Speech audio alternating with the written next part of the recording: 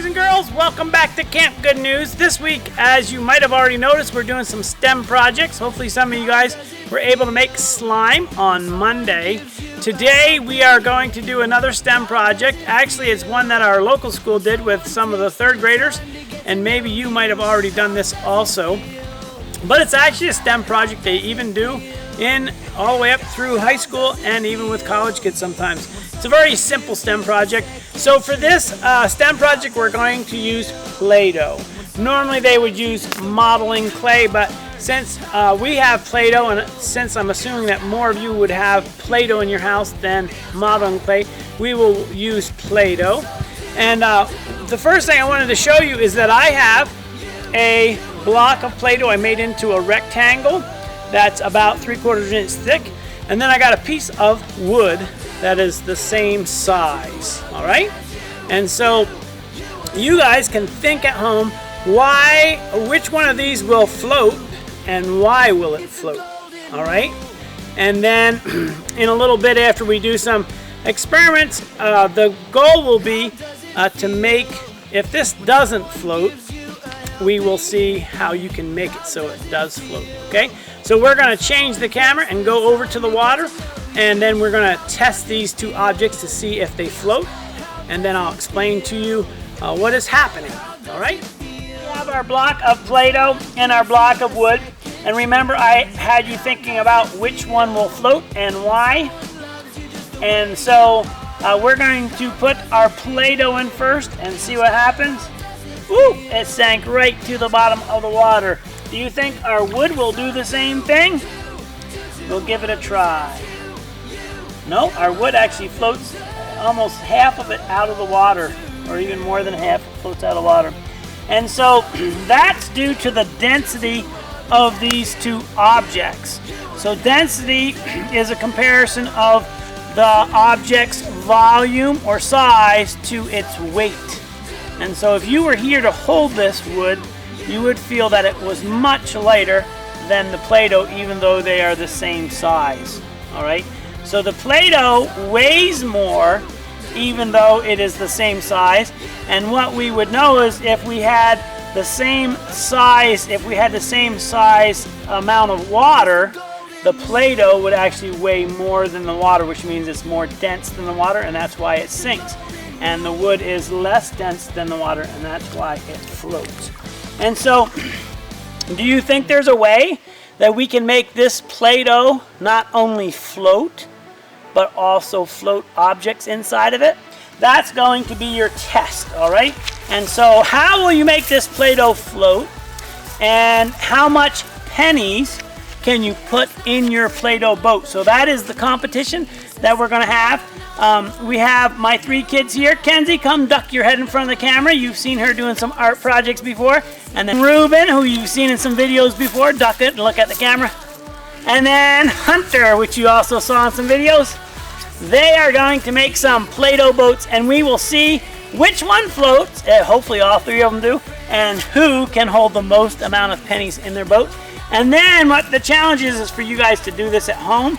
And then when you get it done at home, you can send me a response on Facebook saying, this is my boat, maybe a picture, and how many pennies you were able to float in your boat. So I'm going to just fold this. I think I'm just going to fold sides up like this.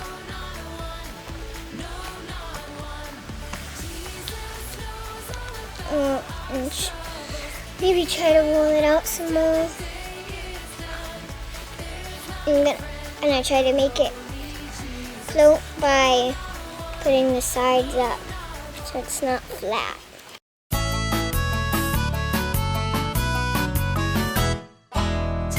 Tell everyone, tell the story true. God made all the world, we know He loves and cares for you. Ready? So hi, my name is Hunter. Jesus is the Son of God, He died and rose. Here it will be a big swan boat. God made all the world, we know He loves. And done. Yeah. Okay. I am Ruben. Son of God who died and rose for you.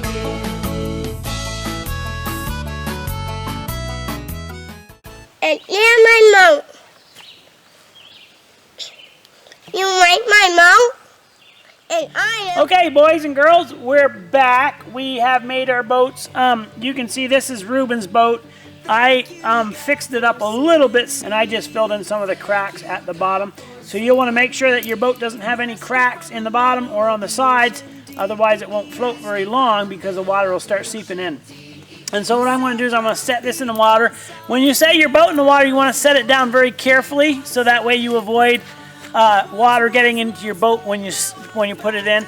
And then what's going to happen is Ruben is going to put pennies in, and as he puts pennies in, I'm going to count, and we're going to see how many pennies we can get in the boat. So one at a time. At home when you're doing this, you just put pennies in one at a time, and then when the boat sinks, you stop putting pennies in, and you can let us know how many pennies you could float. So will it float? Yes, it floats. Count. Go ahead, pennies in.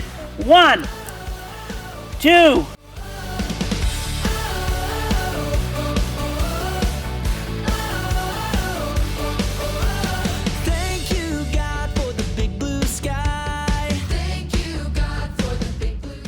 Oh, 29, it hits the bottom. Good job, Ruben. That was a great job with your boat. Okay, next up we have Hunter. His boat is a lot like Ruben's in shape, but Hunter made his for the strong look. His bottom is very thick, so we're gonna see if it's gonna be thin enough to float or whether it's gonna sink. Okay, so we're gonna set this in very carefully and hope it floats. And it does. We're gonna put some pennies in it. 1, 3, 4, 5, 6, 7. 7 pennies, and it sinks to the bottom of the lake. That's good. You did good, Hunter. Okay, boys and girls, here's Mackenzie's boat, and it's floating good. 1, 2, 3, 4, 5, 6. Oh, it sank on 6 pennies. Her boat looked more like a rowboat like we have here at camp. And probably it would have floated longer, but it looked like there was a crack that let some water in. All right? And so we got one more boat. I made a boat out of the block that was the same size as the wood that I had floating. And remember, this block wouldn't float when it was a block.